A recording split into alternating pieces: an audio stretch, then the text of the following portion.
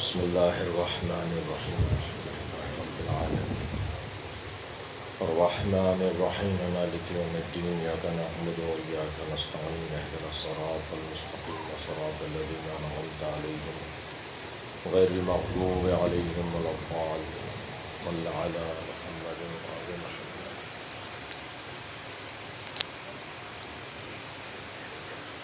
اعوذ باللہ من الشیطان الرجیم بسم اللہ الرحمن الرحیم الحمد للہ الذی لا یبلغ مدحتہ القائلون ولا یحصی نعماءہ العادون ولا یعدی حقہ المجتہدون الذی لیس لصفتہ حد محدود ولا نعت موجود ولا وقت معدود ولا أجل ممدود فطر الخلائق بقدرته ونشر الرياح برحمته.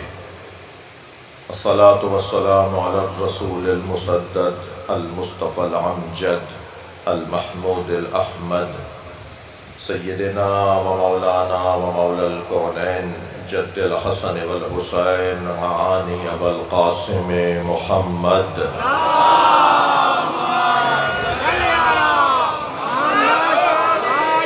وآله الطيبين الطاهرين المعصومين الذين قال الله إنما يريد الله ليذهب عنكم الرجس أهل البيت ويطهركم تطهيرا.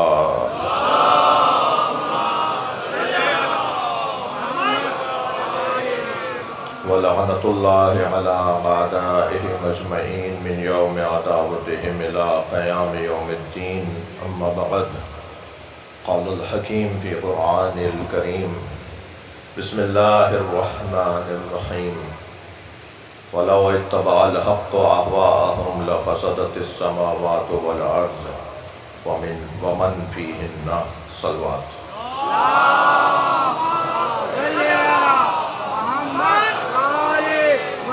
مل کر صلوات علیہ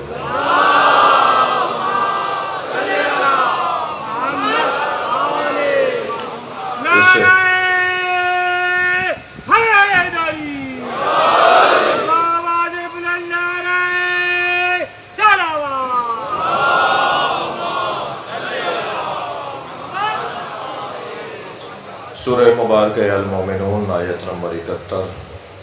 ایک مرتبہ پھر اس آیہ کریمہ پر غور کرنے کے لیے آپ کے سامنے اسے تلاوت کیا گیا. پروردگار عالم کا احسان عظیم ہے کہ اس نے ہمیں قرآن اور اہل بیت سے وابستہ کیا ہے. سرکار دو جہاں اپنی قیمتی ترین، اپنی عزیز ترین چیزوں کو ہمارے حوالے کر کے گئے. نبی کو قرآن سے اور اہل بیت سے کتنا پیار ہے اور کتنی قیمتی یہ دونوں چیزیں ہیں. اگر توفیق شامل ہوئی اور اس عشرے میں جو ارادہ ہے اس کے مطابق بات ہو پائی تو شاید آگے کی مجالس میں عرض کروں گا کہ مولا علی علیہ السلام نے اپنی امامت پر جن احادیث کو دلیل کے طور پر شورا کے اجلاس میں صلوات پڑھیں ذرا نبی کا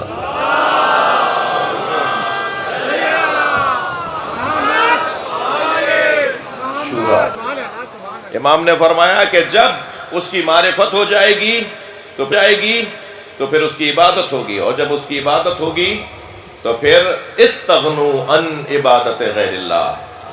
جی یہ مولا علی نے بھی جنگ صفین کے اندر ایک مرحلے پہ فرمایا تھا کہ ہماری یہ جنگ ہی توحید کے لیے ہے.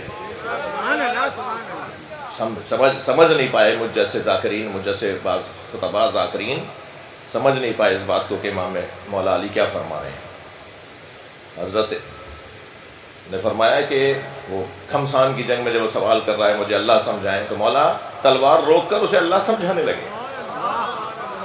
چاہنے والوں نے کہا کہ یہ کوئی وقت ہے اس سوال کا؟ حضرت نے فرمایا یہی وقت ہے. اگر انہوں نے امامت کو سمجھ لیا ہوتا تو کبھی بھی یہ میدان میں نہ آتے، اور انہوں نے امامت کو اس لیے نہیں سمجھا کہ انہوں نے اللہ ہی نہیں سمجھا۔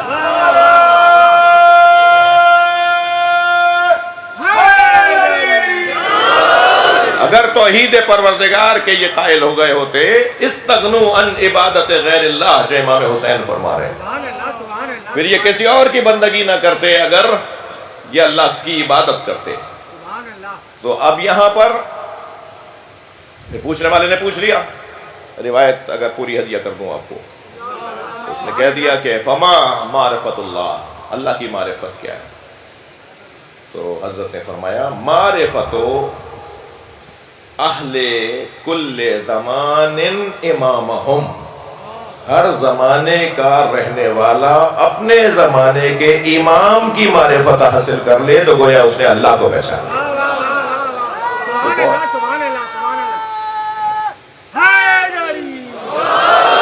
اس نے کہا مولا اس کا بھی کیا مطلب ہے؟ حضرت نے فرمایا وہ امام تجب تجب علیہم طاعتہ، کہ جس کی اطاعت ان پر واجب ہے۔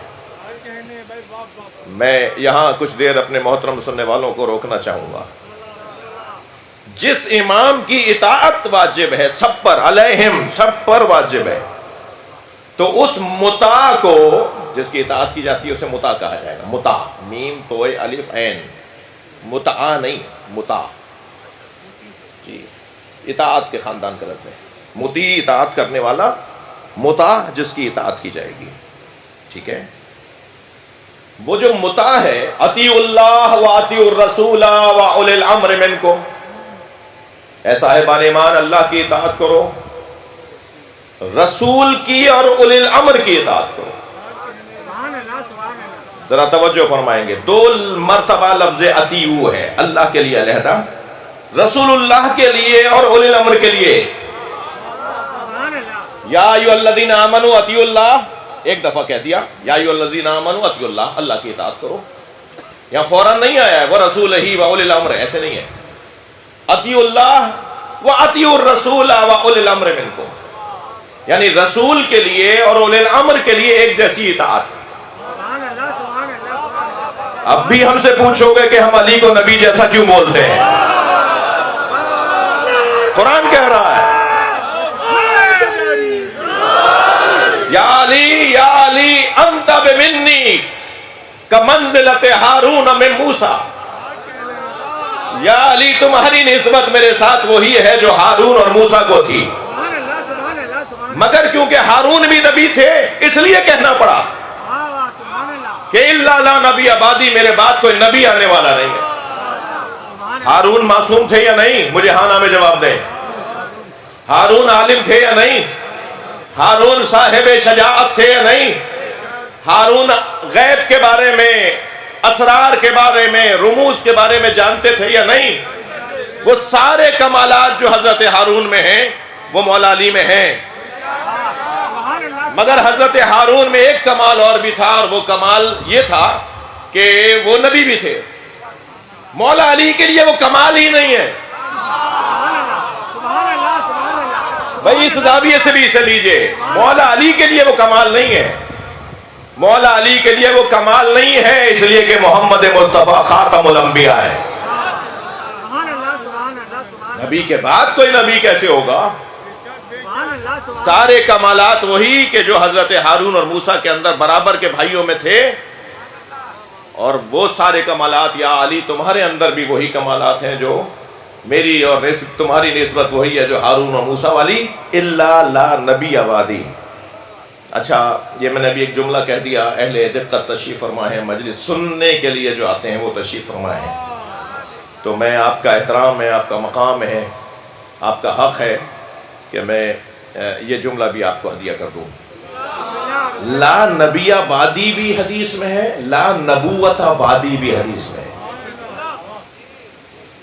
لا نبی بعدی کہہ کر تو مولا علی سامنے آئیں گے نا۔ بھائی تھوڑی دقت بڑھائی ہے، یہ خون جگر کے مضامین ہیں۔ صلوات پڑھیں ذرا محمد و آل محمد۔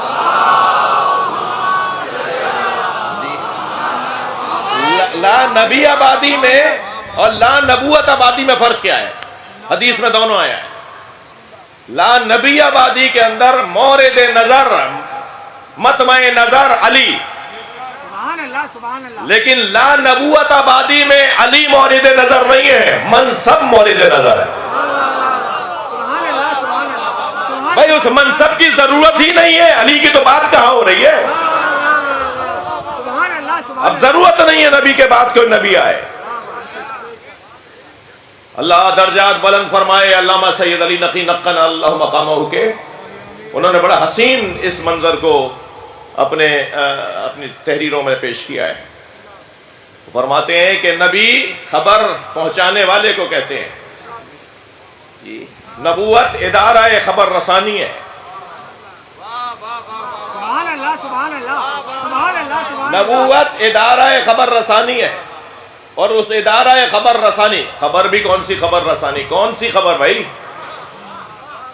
اللہ کی طرف سے پیغامات کو خبر کہا جاتا ہے. یہ جو ہمارے اخباروں میں خبر چھپتی ہے اسے خبر نہیں کہا جاتا. وہ جو وہاں خبر تو وہ ہونا کہ جو پتہ نہ ہو. بھائی یہ کون سا تم نے ہنر کیا ہے کہ وہی بتا دیا جو ہمیں پہلے پتا تھا؟ یہ خبر نہیں ہے. بہرحال یہ میں صحافت کے تو مخالفت کر نہیں سکتا. میرا تو اپنے خاندان کے اندر سارے صحافی ہیں، اور صحافت تو عربی زبان کا لفظ ہے. صحافی کہتے ہی اسے جو جوڑتا ہو. صحافت کا لغوی، ہاں صحافت، جی بھائی، صحافت ایک ادارہ ہے. صحافت ایک ادارہ ہے، صحافی ایک اس ادارے کا فرد ہے. صحافت کہتے ہیں پہلے لغوی طور پہ اگر آپ لیں تو جلد، جب کاغذوں بہت ساری آپ نے تحریریں جمع کی اور ورق جمع ہو گئے تو آپ نے کہا اس کو جلد کروا دو، اسے مجلد کر دو، جلد بنوا دو.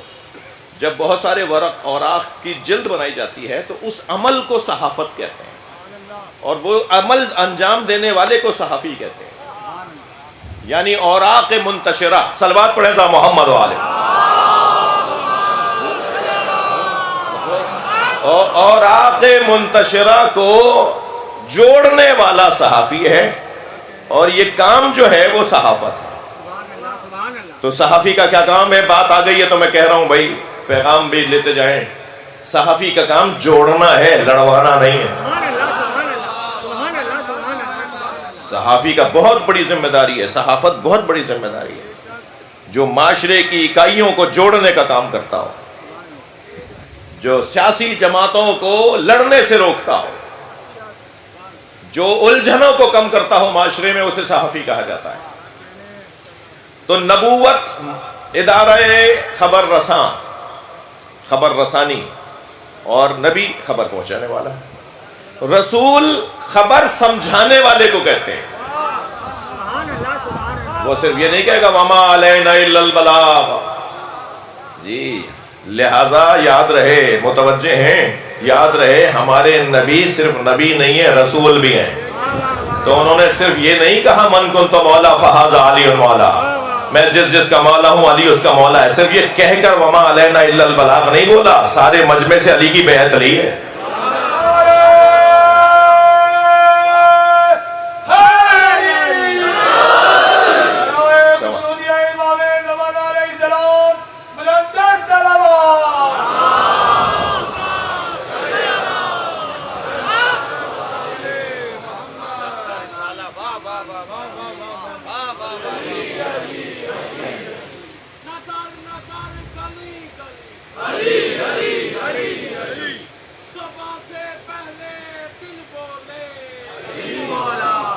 بہت شکریہ. تشریف رکھیے، تشریف رکھیے.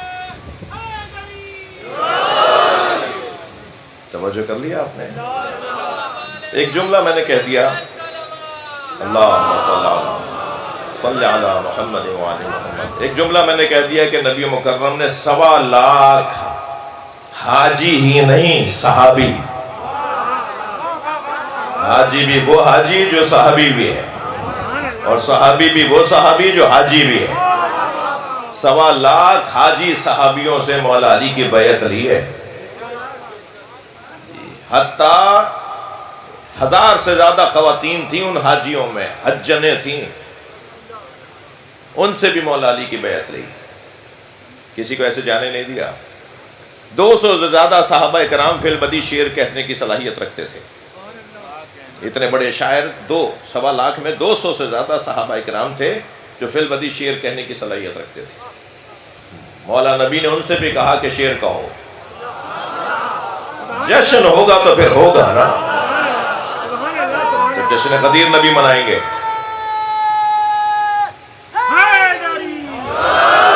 اور پھر انہوں نے اشعار کہے، اور اسے علامہ عبدالحسین امینی رحمۃ اللہ علیہ نے الغدیر نامی کتاب میں، جو انہوں نے لکھنؤ میں میر حامد حسین ہندی اللہ مقامہ مولانا آغا روحی کے جد اعلیٰ، ان کی لائبریری میں، کتاب خانے میں، کمرے میں لائبریری میں بند ہو کر بیٹھ گئے جب تک انہوں نے حدیث الغدیر پر مکمل 10 جلدیں نہ لکھ لی. یہ فلسفہ امامت، یہ موضوع امامت و خلافت ہم تک یوں ہی نہیں پہنچا ہے. اس پہ محنتیں ہوئی ہیں، اس پہ کام ہوا ہے، اس پہ علمی جو ہے ورق ریزیاں ہوئی ہیں، وقت لگایا گیا ہے. کہاں ایران کا ایک رہنے والا عالم کہاں ہندوستان جائے، ہندوستان لکھنؤ پہنچے اور پھر وہاں مدتوں لائبریری میں بند ہو کے رہے اور قسم کھا کر رہے کہ میں جب تک کتاب مکمل نہیں کروں گا باہر نہیں نکلوں گا. آج تو بہت آسان ہو گیا ہے کام. آج ان کی الغدیر یوٹیوب پہ ڈلی ہوئی ہے جی، آج ان کی گوگل پہ ڈلی ہوئی ہے ان کی الغدیر. اس الغدیر کو آپ ابھی سارے جو بیٹھے ہوئے ہیں، کوئی بھی ابھی الغدیر لکھیں آپ کے سامنے ساری جلدیں آ جائیں گی. مگر جس نے یہ لکھی ہے ان کے درجات کی بلندی کے لیے بلند تر صلوات.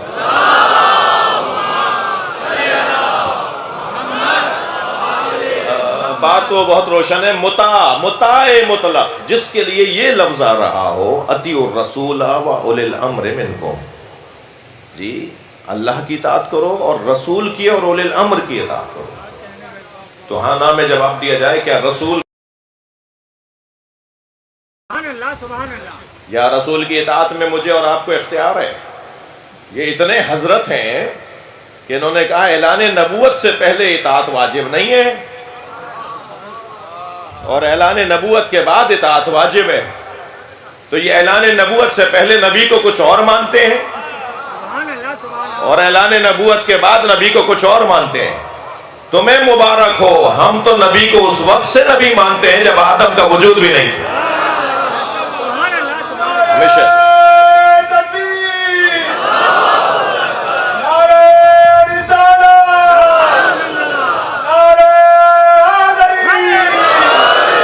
لہٰذا یہ بہت روشن پیغام کہ اس موضوع کے اوپر مولا علی نے جن احادیث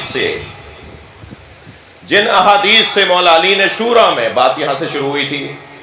میں کبھی پوچھ بھی سکتا ہوں اپنے بچوں سے کہ بات کہاں سے میں نے حاشیہ میں گیا تھا میں میں پوچھ بھی سکتا ہوں، ذہن حاضر رہے میرے بچوں کا. بزرگوں سے تو مجھے دعا چاہیے. جی کیا بات ہو رہی تھی؟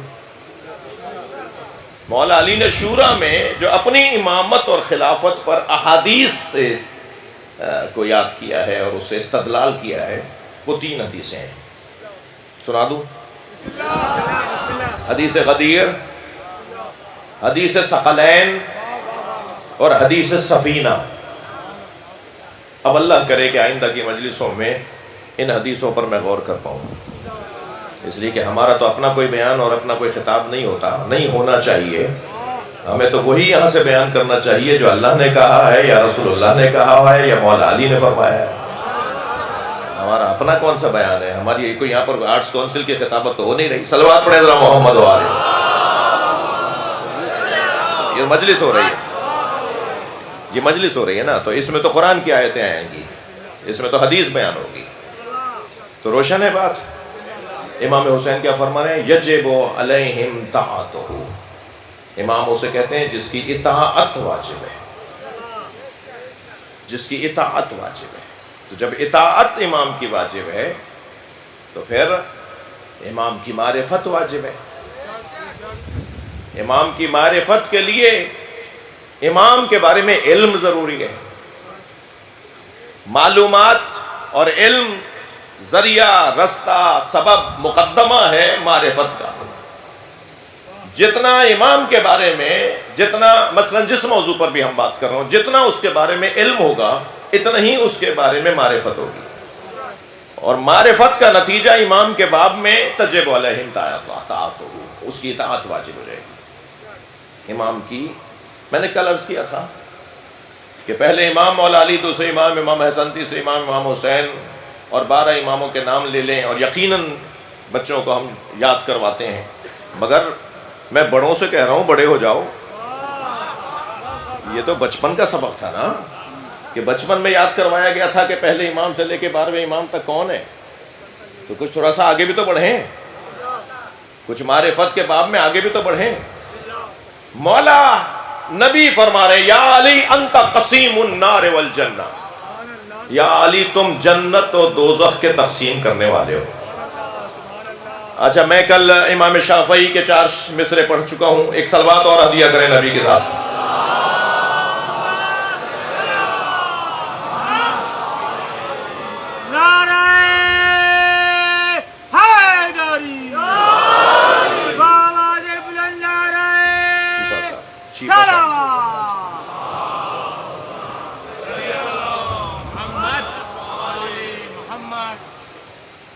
رحمت ہوگی، بہت بہت شکریہ۔ اللہ پاک آپ کا سلام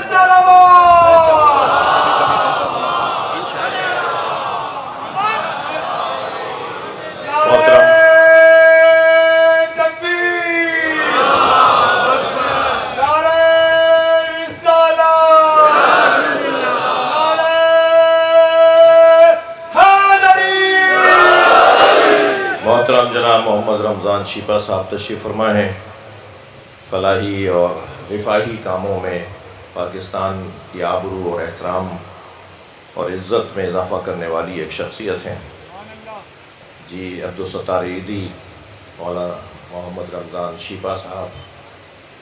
یہ وہ شخصیات ہیں کہ میرے عزیز ظفر عباس JDC والے، اسی طرح اور جو فلاحی کام انجام دے رہے ہیں، محمد رمضان شیپا صاحب کی صحت و سلامتی کے لیے ایسے لوگوں میں، ایسے لوگ معاشرے میں اور ہوں، زیادہ ہوں۔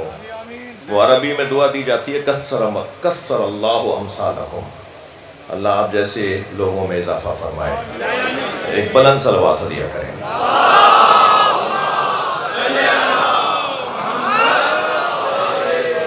مضمون آپ کے ہاتھ میں ہے۔ اچھا، یہ ایک مجلس میں کہہ چکا ہوں، بلکہ کئی مجلسوں میں کہہ چکا ہوں کہ یہ کیونکہ جوڑنے کی جگہ ہے، یہ سب کی جگہ ہے، در حسین پہ ملتے ہیں ہر مزاج کے لوگ، یہ دوستی کا وسیلہ ہے، دشمنی کا نہیں۔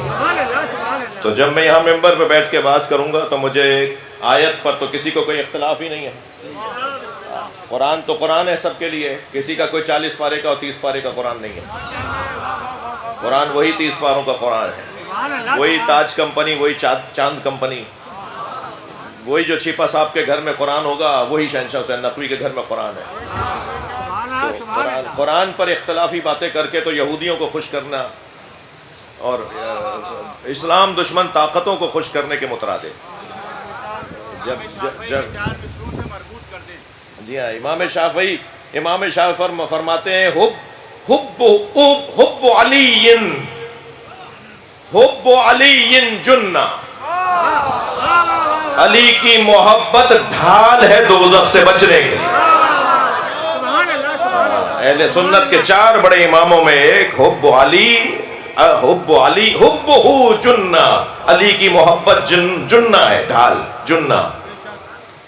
قسیم النار والجنہ، کون ہے وہ کہ جو جنت اور دوزخ کا تقسیم کرنے والا ہے۔ بھائی میری بات پر اعتماد مت کرو، امام شافعی نے کہا ہے علی جنت اور دوزخ بانٹنے والے کو کہتے ہیں۔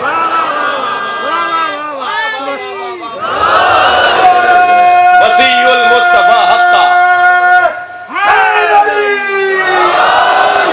حبہ الجنہ وسیع المصطفیٰ۔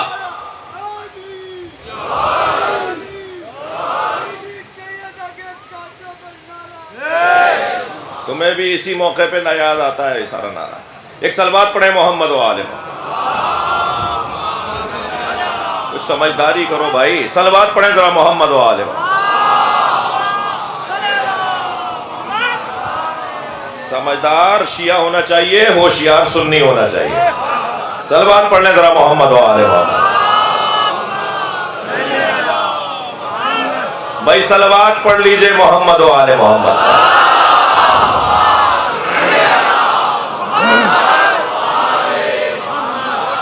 جی وسیع المصطفیٰ حقا, امام شافعی کے 2 مصرے.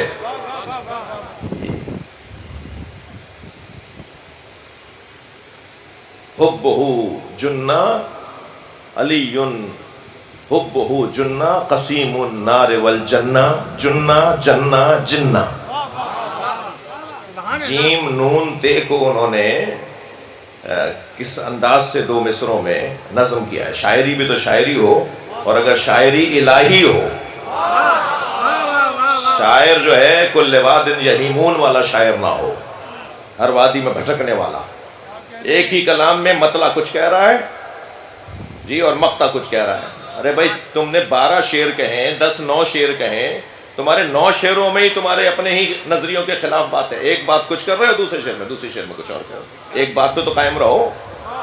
شاعر حضرات کے جو حالات ہیں میں ان کے اوپر, اور قرآن نے کہا, میں نے نہیں کہا, قرآن نے کہا یہ ہر وادی میں بھٹکتے ہیں شاعروں کو. مگر کون سا شاعر ہے جو ہر وادی میں نہیں بھٹکتا؟ وہ شاعر کے جو ہمیشہ مظلوم کا ساتھ دیتا ہو. سورہ شعراء کی آخری آیات پڑھ کے دیکھ لیجئے تو کہتے ہیں وسیع المصطفیٰ حقا امام الانس والجنہ. امام الانس والجنہ, جنہ بھی ہیں ڈھال بھی ہیں علی, جنت کے تقسیم کرنے والے بھی ہیں, اور انسانوں اور جنوں کے امام بھی ہیں. یہ امام تسلی دیجئے, آپ لوگ تھک نہیں رہے میری باتوں سے. گفتگو تھوڑی سی آگے بڑھاؤں. ہماری گفتگو کا عنوان یہ تھا کہ مولا نبی نے جب مولا علی کے لیے فرما دیا کہ یا علی انت قسیم النار والجنہ, آپ جنت اور دوزخ کے تقسیم کرنے والے ہیں. آپ جنت اور دوزخ کے تقسیم کرنے والے ہیں. کل میں کہہ چکا, مگر بعض اپنے سنی بھائیوں کی تسلی کے لیے وہ ایک روایت سنا دیتا ہوں کہ جس میں مامون الرشید نے امام رضا سے کہا تھا کہ یہ حدیث مجھے سمجھ میں نہیں آتی. تو حضرت نے فرمایا تمہیں یہ حدیث سمجھ میں نہیں آتی تو میں ایک اور حدیث سناتا ہوں جو اس حدیث کو سمجھائے گی. تو امام رضا نے فرمایا کہ تمہیں یہ حدیث تو سمجھ میں نہیں آئی کہ سرکار نے فرمایا یا علی انت قسیم النار والجنہ, تمہیں یہ حدیث تو سمجھ میں آتی ہے کہ نبی نے فرمایا یا علی حبو کا ایمان و بغضو کا کفر. یا علی تم سے محبت کرنا ایمان ہے اور تم سے نفرت کرنا کفر ہے.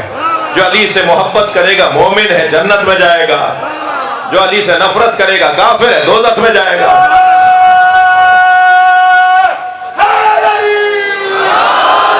تو علی ہی جنت بھیج رہے ہیں اور علی ہی دوزخ بھیج رہے ہیں. تو یہ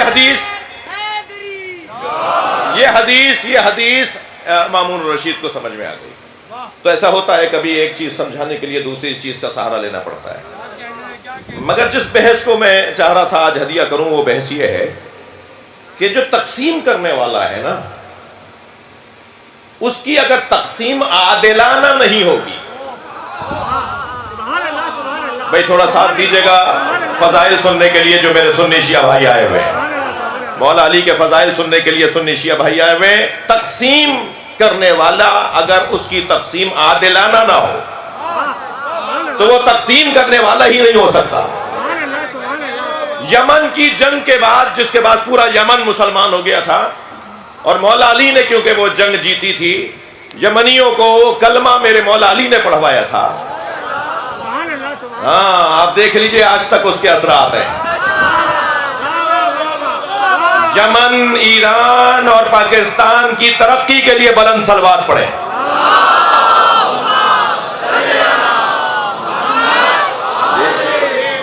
تو مولا نے اس جنگ کے جیتنے کے بعد مولا نبی نے فرمایا یا علی مال غنیمت بھی آپ ہی تقسیم کریں,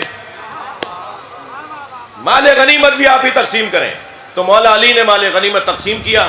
تو ایک شخصیت مولا نبی کی خدمت میں آ گئی کہ یا رسول اللہ, علی جب بانٹ رہے تھے تو علی مٹھی بھر بھر کے اپنا ہاتھ اٹھا اٹھا کے دے رہے تھے, تو کسی کے پاس زیادہ گیا ہوگا، کسی کے پاس کم.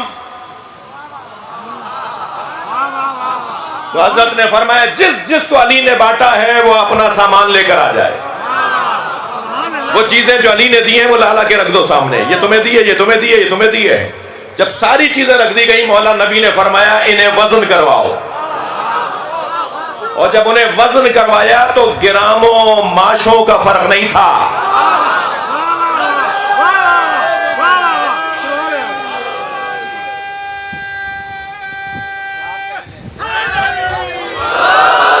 تو اس وقت میں میرے مولا نبی نے فرمایا اِنَّا کفایا. بھائی ہدیہ کر رہا ہوں مولا علی کے فضائل کا ایک باب. مولا نبی نے فرمایا اِنَّا کفایا وَکَفَا عَلِيٍّ فِي الْعَدْلِ سِوَا. میرا ہاتھ اور علی کا ہاتھ عدالت میں ایک جیسا ہے.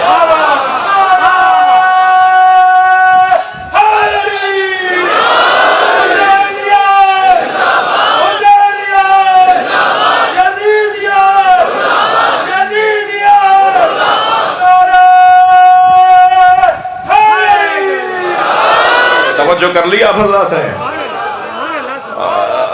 آپ کے ذوق سماعت دیکھ کر مجھے ایک منظر اور یاد آ گیا. سرکار نے ایک سفر میں ایک مسافر کے ہمراہ کھانا تناول فرمایا. اس کے پاس کھجوریں تھیں، سرکار کے پاس جو غذا تھی اس میں کھجوریں نہیں تھیں. اس نے سرکار کو کھجوریں آگے بڑھا کر دیں. تو حضرت نے فرمایا جب مدینے آؤ گے تو میں بھی تمہیں کھجوریں دوں گا. سرکار کی رحلت ہو گئی. جی امام زمانہ علیہ السلام بلند سلوات. دیکھیے کشمیر کا مسئلہ ہمارا بہت ہی واضح روشن مسئلہ ہے. کشمیر کی آزادی اور کشمیر کا جو دیرینہ مسئلہ ہے، اور اتنا دیرینہ ہو گیا ہے کہ اب کشمیر کے مسئلے کو محاوروں میں اور ضرب الامثال میں استعمال کیا جاتا ہے کہ مسئلہ کشمیر تو نہیں ہے یہ جو حل نہ ہو سکے. لیکن نہیں، فرش عزا پر میں حریت کانفرنس کے دوست تشریف لے کر آئے ہیں. حریت کانفرنس کے دوست محترم جناب فردوس شمیم صاحب تشریف فرمائے ہیں، رمضان شیپا صاحب تشریف فرمائے ہیں، شیعہ قومی شخصیات تشریف فرمائے ہیں. حریت کانفرنس کی جد و جہد، ان کی محنتیں، ان کی مشقتیں، ان کی قربانیاں، ان کا جو جہاد ہے، حتیٰ وہاں کشمیر میں روز عاشورہ کے جلوس پر ہر سال جب رکاوٹ کھڑی کی جاتی ہے، 8 محرم کا جلوس اور عاشور کا جلوس کشمیر میں حریت کانفرنس کے دوست شیعہ برادری کے ساتھ اور شیعہ برادری سنی برادری کے ساتھ، یہ جو مصیبتیں ہیں نا، یہ نعمتیں بھی ہیں. یہ مصیبتیں ہمیں جوڑ دیتی ہیں، یہ آزمائشیں ہمیں متحد کر دیتی ہیں. تو الحمدللہ یہ ہمارے حریت کانفرنس کے دوستوں کی طرف سے یہ وفد مجلس اعظم میں شریک ہے. میں آپ سب سے التماس کروں گا کشمیر کی آزادی کے لیے وہاں جد و جہد، اور یہاں جو وہاں کے لوگ یہاں مہاجرین ہیں، جلا وطنی کی زندگی گزار رہے ہیں، مشکلات میں زندگی گزار رہے ہیں. اس معنی میں مشکلات میں پاکستان کی ریاست تو ان کے ساتھ میزبانی انجام دے رہی ہے اور بہت اچھی انجام دے رہی ہے، مجھے اس کا علم ہے. تو ان کی کامیابی کے لیے، کشمیر کی آزادی کے لیے دعا کریں. اس فرش پر یہ فرشتوں کے اترنے کی جگہ ہے. ہم عزاداران امام حسین کا عقیدہ ہے کہ جب امام حسین کے ذکر کے لیے فرش بچھایا جاتا ہے، اور سنی کتابوں میں بھی یہ روایت ہے کہ جہاں نبی اور آل نبی کا ذکر ہو رہا ہو وہاں آسمان سے فرشتے اترتے ہیں، اور وہ فرشتے واپس جب جاتے ہیں تو رہ جانے والے فرشتے کہتے ہیں کہ تمہارے اندر سے ایسی خوشبو آ رہی ہے جو آج تک ہم نے نہیں سونگھی. تو وہ فرشتے کہتے ہیں ہم زمین پر گئے تھے جہاں نبی اور خاندان نبی کا تذکرہ ہو رہا تھا. تو وہ کہتے ہیں ہمیں بھی لے چلو. تو کہتے ہیں انہم متفرقون، وہ اپنے گھروں کو چلے گئے ہیں. وہ جانے والے فرشتے رہ جانے والے فرشتوں سے کہتے ہیں کہ مجلس ختم ہو گئی، محفل ختم ہو گئی، وہ اجلاس، وہ جلسہ، وہ نشست، وہ اجتماع ختم ہو گیا، انہم متفرقون، اپنے گھروں کو چلے گئے ہیں۔ تو وہ کہتے ہیں کہ ہمیں لے جاؤ، ہم اس فرش سے مس ہونا چاہتے ہیں جس پر وہ لوگ بیٹھے ہوئے تھے، ہم وہاں سے خوشبو لے کر آنا چاہتے ہیں۔ تو ہمارے جس سے وہ کاغذ کا پھول ہے، خوشبو نہ آئے جس سے وہ کاغذ کا پھول ہے، سب نے سنا ہے صاف یہ قول رسول ہے، جو بھی علی کے عشق سے دامن بچائے گا، کعبے میں بھی مرے گا تو دوزخ میں جائے گا۔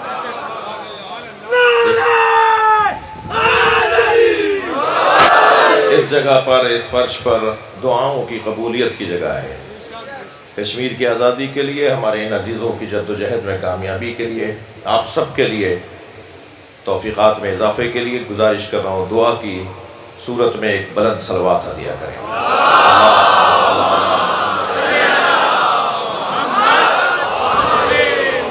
بات میری پہنچ رہی ہے آپ تک؟ جو وہ میں واقعہ سنا رہا تھا، بات آگے چھوڑ دوں یا آگے بڑھوں؟ تو کھجور تو وہ آگے مدینہ منورہ میں، مگر نبی کی رحلت کے بعد آئے۔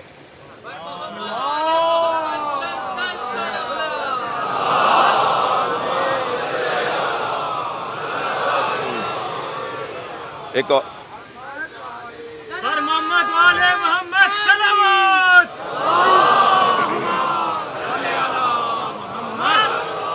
نعرہ حیدری، حیدری، حیدری، حیدری، حیدری، آواز بلند نعرہ صلوات۔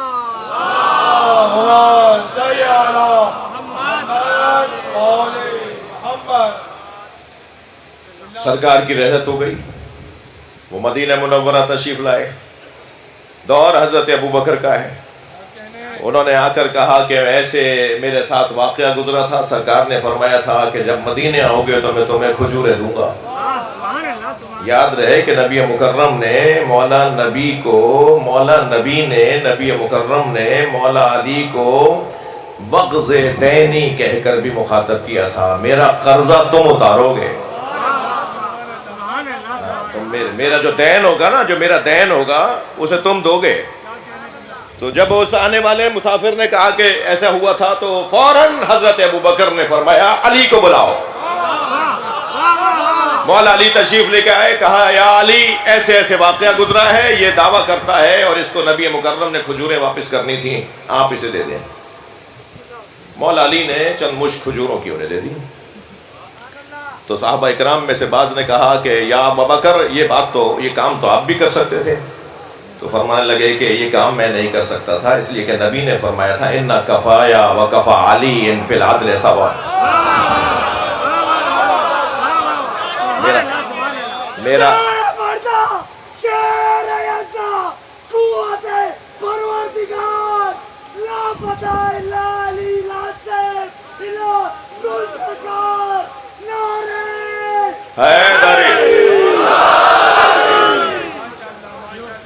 تو بھائی بہت واضح ہے نا بات کہ جو تقسیم کرنے والا ہو، مجھے اجازت دیں کہ یہ ایک مفصل اور ایک بہت ہی مضبوط گفتگو ہے، اسے کل کی مجلس پر ہم موخر کر دیں کہ تقسیم کرنے والے کو تقسیم کرنے والے کی جو تقسیم ہے وہ عادلانہ ہونی چاہیے، اور تقسیم عادلانہ نہیں ہوگی تو وہ قسیم نہیں کہلائے گا، وہ تقسیم کرنے والا نہیں کہلائے گا۔ تو اب جنت کو تقسیم کرنا ہے بھائی، اور جنت کے 8 درجے ہیں، دوزخ کو تقسیم کرنا ہے، دوزخ کے 7 درجے ہیں، اور درجے ہیں ہی اعمال کی بنیاد پر، ورنہ ایک ہی جنت ہوتی نا، ورنہ جنت کے درجے کیوں ہیں؟ جنت کے 8 درجے، دوزخ کے 7 درجے۔ اچھا اللہ نے بھی دوزخ کا 1 درجہ کم رکھا ہے، وہ بھیجنا نہیں چاہتا، وہ چاہتا ہے جنت میں لوگ زیادہ جائیں، جنتیوں کو وہ زیادہ دیکھنا چاہتا ہے. یہ تو مسلمان ہے نا کہ ہر ایک کو دوزخی بنا رہا ہے، اور اللہ تو یہ چاہ رہا ہے کہ سب جنت میں جائیں، کم سے کم دوزخ میں جائیں. اور یہاں دوزخ کے بارے میں بھی ایک حدیث مجھ سے ہدیہ لے لیں اور پھر مجھے کل تک کے لیے اجازت دیں. اگر توفیق شامل حال ہوئی تو عرض کروں گا، جنت کے اور دوزخ کے درجوں کے ساتھ تصور میں لیتے ہوئے رکھتے ہوئے یہ حدیث بھی ہدیہ لے لیں.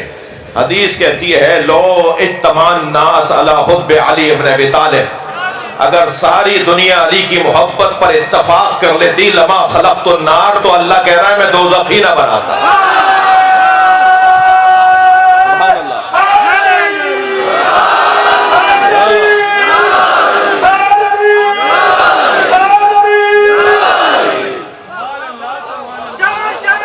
دوزخ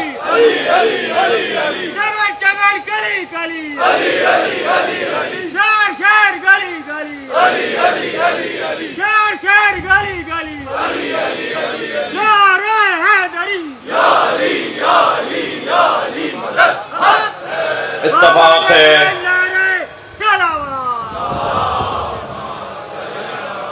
اتفاق ہے. آج 6 محرم کی مجلس میں حریت کانفرنس کے دوست بھی آئے ہوئے ہیں اور چھوٹے چھوٹے بے سہارا بچوں کو جھولے میں ڈالنے والے رمضان شیپا صاحب بھی آئے ہوئے ہیں.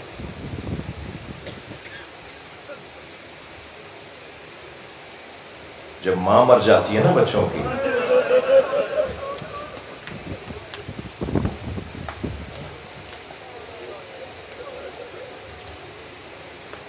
تو ان کا سہارا کوئی نہیں رہتا.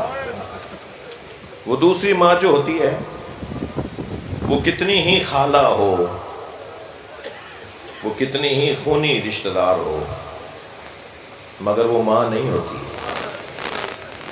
چھوٹے بچوں کی ماں جب مر رہی ہوتی ہے نا تو اسے ساری فکر اس کی ہوتی ہے کہ میرے بچوں کا کیا بنے گا. لہذا جناب زہرا نے فرمایا علی میرے بعد شادی ضرور کیجیے گا. لا بد للرجال النساء، اس لیے کہ ہر مرد کو ایک عورت کی ضرورت ہے، مگر میرے حسنین کا خیال رکھیے گا. یا علی میرے حسن کا یہ مزاج ہے، میرے حسین کا یہ مزاج ہے. آپ کی عقیدت بھری آنکھوں میں آنسو آ گئے نا. فرمایا میرے حسین کو پیاس بہت لگتی ہے. امام حسین کم سنی میں دنیا میں آنے کے بعد سب سے زیادہ امام حسین کثرت سے جسے پانی کی طلب ہوتی تھی نا، یہ اہل بیت سب جانتے تھے. امام حسین کے سرہانے پانی رکھا جاتا تھا کہ رات کو کسی پہر میں اگر حسین کو پیاس لگی تو اتنی تاخیر نہ ہو جائے کہ حسین کو تکلیف ہو. ظاہراً امام حسین حضرت عباس کا 3 سال کا سن ہے. امام حسین نے حضرت قمبر سے پانی مانگا تھا. مولا علی کے غلام حضرت قمبر، ان سے پانی مانگا تھا، قمبر پانی پلا دو. تو قمبر کتنی جلدی گئے ہوں گے. میں نے بھی مقدماتی جملے کہے نا کہ سب کو احساس تھا کہ امام حسین کو پیاس بہت لگتی ہے، جلدی لگتی ہے، بار بار پانی چاہیے ہوتا ہے. تو قمبر کتنی جلدی گئے ہوں گے، سنیں گے. مگر مولا علی نے دیکھا کہ عباس اس 3 سال کی عمر میں قمبر سے پہلے گھڑے تک پہنچے، کوزہ بھرا، اور اس سے پہلے کہ کہیں قمبر نہ پہنچ جائے تیز دوڑتے ہوئے پانی لے کر آئے. تو پانی چھلک چھلک کر ہاتھوں پہ گرنے لگا. تو اس وقت مولا علی کی آنکھوں میں آنسو آ گئے تھے. فرمایا تھا آج عباس حسین کے لیے پانی لے آیا، مگر کل کربلا میں عباس بچوں کے لیے پانی لینے جائے گا مگر پانی نہیں لا پائے گا. میرے عباس کے بازو قلم ہو جائیں گے. جن کے مذہب میں رونا جائز ہے وہ تکلف کر کے نہ روئیں، اپنی آوازوں کو آزاد کریں. ہمارے یہاں بر صغیر میں، حتیٰ عراق اور ایران میں، یمن، کویت میں، بحرین میں، پوری دنیا میں، اور ان افریقی اور امریکی اور یہ سمندر پار اور مغربی علاقوں میں بھی جو پاکستانی ہندوستانی رہتے ہیں، آج 6 محرم کو ہم امام حسین کے اس مجاہد کا ذکر کرتے ہیں جو پیروں سے چل کے جہاد کرنے نہیں گیا تھا، جسے امام حسین اپنی گود میں لے گئے تھے۔ امام نے لاشیں تو عزاداروں بہت اٹھائیں، صبح عاشور سے عصر تک سارے لاشیں اکیلے حسین نے اٹھائے، کسی اور کو اٹھانے نہیں دے رہے تھے لاشا۔ اور وہ کوئی بڑھ کے کہتا تھا نا مولا مجھے دے دے، تو فرماتے تھے میرا مہمان ہے، یہ میری محبت میں یہاں جان دے کر جا رہا ہے۔ ہر لاشا حسین مولا نے خود اٹھایا اور ہر لاشا اٹھا لیا، مگر ایک لاشا حسین سے اٹھتا نہیں تھا، وہ لاشا چھوٹا بہت تھا، مگر کبھی آگے جاتے تھے انا للہ، کبھی الٹے پیر واپس آتے تھے رضن بقضائہ و تسلیما لامرہ لا معبود سوا کیا غیاث المستغیثین۔ یہ امام حسین کے وہ مناجات کے جملے ہیں جو حضرت علی اصغر کے لاشے پر امام اللہ سے بات کر رہے تھے، اور پھر فرماتے تھے حوّن علی انہ بین اللہ، یہ مصیبت مجھے حسین پر آسان ہو رہی ہے اس لیے کہ مجھے معلوم ہے میرا اللہ میری آزمائش کو دیکھ رہا ہے۔ میں بھی کچھ عرصے پہلے ہندوستان گیا، لکھنؤ میں امام بارگاہ میں زیارت کر کے واپس آ رہا تھا، تو میں نے دیکھا ہندو عورتیں لٹیاؤں میں، چھوٹے چھوٹے کٹوروں میں، لٹیا ایک جو ایک برتن کہلاتا ہے، اس کے اندر دودھ لے کے امام بارگاہ کے اندر آ رہے تھے۔ تو میں نے کسی سے پوچھا کہ یہ کیا ہے، کیا ہو رہا ہے؟ کہنے لگے یہ منت بڑھانے آئی ہیں۔ میرے بزرگوں کا تعلق راجستھان سے رہا ہے، راجستھان کا میو، خانزادہ، قائم خانی، ان کے ہاں ہندو مسلم ان کے ہاں رسم ہے کہ اگر بچہ ہو کر مر جاتا ہو،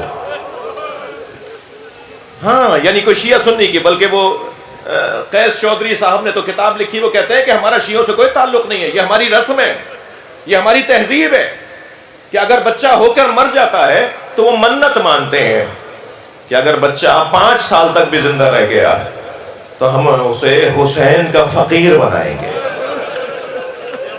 اور ایک خاص، سبحان اللہ، اور ایسے ہی ہرا لباس پہنتے ہیں۔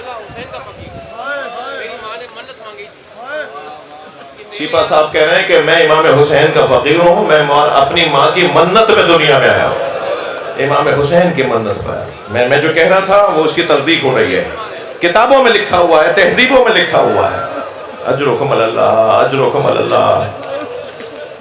میرے ایک دوست کہنے لگے بنارس کے رہنے والے کہ ان کے امام بارگاہ سے جلوس کربلا تک، بنارس کی کربلا تک جاتا ہے، عاشور کے دن تعزیے کا جلوس نکلا ہوا تھا، جلوس ابھی پیچھے تھا کہ ہم آگے جا رہے تھے تاکہ رستے کے انتظامات دیکھ سکیں، تو کہنے لگے ہم نے دیکھا چوک پر، ایک چوک پر ہزاروں کی تعداد میں ہندو عورتیں کھڑی ہیں۔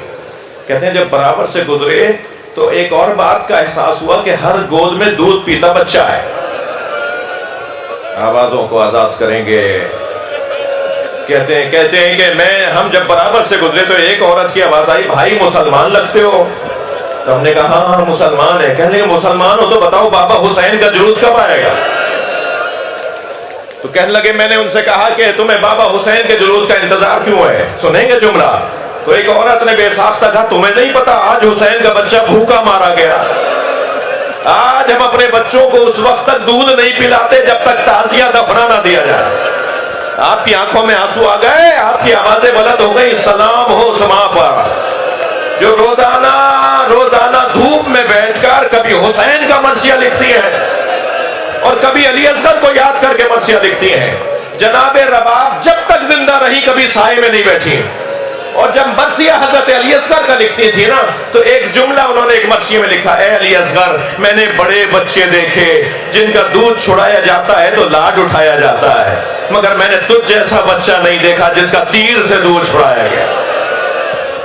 اللہ لعنت اللہ علی الظالمین فسیعلم الذین ظلموا ای منقلب ینقلبون۔